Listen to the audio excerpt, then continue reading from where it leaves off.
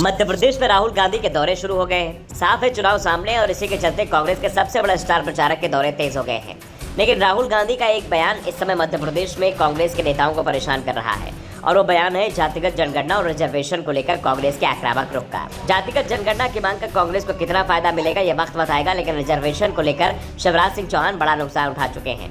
दरअसल 2018 में विधानसभा चुनाव से पहले शिवराज सिंह चौहान ने रिजर्वेशन को लेकर सीधे सीधे चुनौती दे दी थी।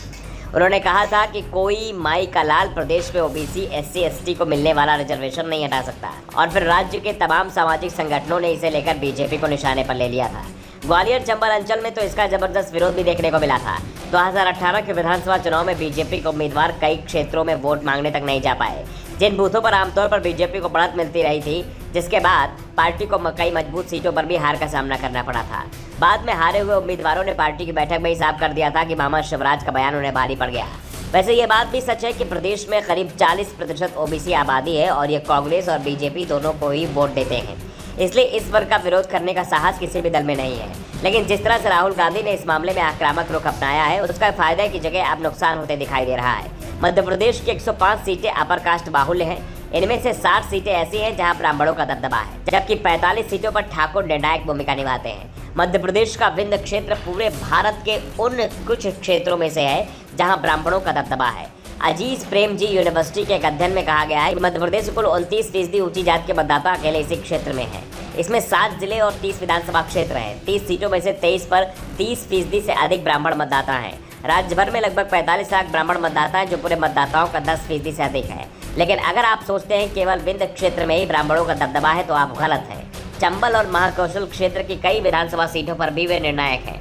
इस जाति के महत्व का अंदाजा इसी बात से लगाया सकता है कि होशंगाबाद निर्वाचन क्षेत्र में 61 वर्षों में 22 ब्राह्मण विधायक बने हैं, चाहे वे किसी भी राजनीतिक दल के हों। इसी के साथ कम से कम 45 विधानसभा सीटें ऐसी हैं जहां ठाकुरों का दबदबा है। जहां तक शिवराज सिंह चौहान की सरकार में शासन का सवाल है, वे सबसे प्रभावशाली जाति भी है। उनके मंत्रिपरिषद में 8 ठाकुर मंत्री हैं। शिवराज कैबिनेट में 12 मंत्री उन जातियों में से हैं, इनमें 3 ब्राह्मण 8 ठाकुर। मध्य प्रदेश में अभी 230 सीटों में से 34 पर ठाकुर विधायक हैं और इसी में उस सवाल का जवाब भी मिल जाता है कि आखिर राजस्थान के मेवाड़ के महाराणा प्रताप की जयंती पर मध्य प्रदेश में छुट्टी क्यों रहती है। महाकौशल, विंध्य, बुंदेलखंड, ग्वालियर, चंबल के अलावा मालवा के कुछ हिस्सों में सवर्ण वोटरों के दबदबे को कांग्रेस मानती है। ऐसे में राहुल गांधी भले ही जातिगत जनगणना की बात जोर शोर से उठा रहे हों, लेकिन प्रदेश कांग्रेस के नेताओं ने दबी जुबान में भी इसकी चर्चा नहीं हो रही है। वैसे बीजेपी भी इस मामले में बेहद सदी प्रतिक्रिया दे रही है, क्योंकि उसे सवर्ण वोटरों के साथ ही ओबीसी का समर्थन चाहिए, क्योंकि उसके बिना किसी भी राज्य में सरकार नहीं बन पाएगी। इसलिए जब बिहार जातिगत जनगणना पर कांग्रेस अध्यक्ष मल्लिकार्जुन खड़गे और सांसद राहुल गांधी नारा दिया, जिसकी जितनी आबादी उतना हक, तो प्रधानमंत्री नरेंद्र मोदी ने ये कहकर इसे एक अलग मोड़ दे दिया कि गरीबी ही सबसे बड़ी जाति है।